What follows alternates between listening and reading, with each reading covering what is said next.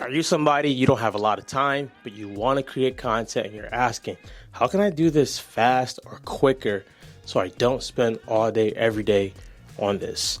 Welcome to the Unstuck Podcast. I'm your host, Drew Koss, and I'm going to give you some tips and some answers. The first tip I would say is when we think about fast, we usually think about something being less quality.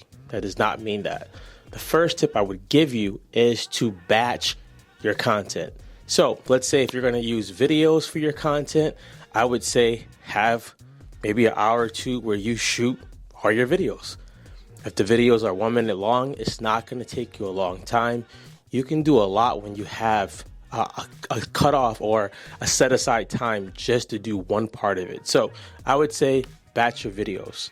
The captions, the hooks, and all of that, most people are going to tell you go use ChatGPT. You can, but it doesn't always sound like you. So I would say, and this may ruffle some feathers, I would say take some time, maybe an hour, and write out about 10 captions and then reuse those suckers.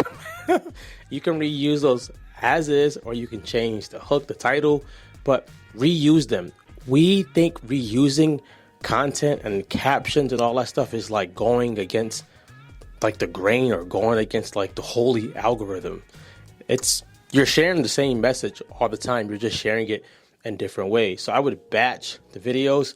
I would batch also the captions and the content.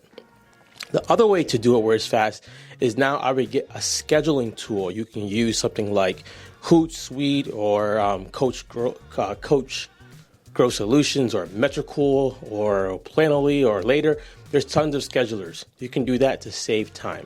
But the secret that I think you should go is honestly, you can just literally just put a video out every day, just time lapsing what you're doing.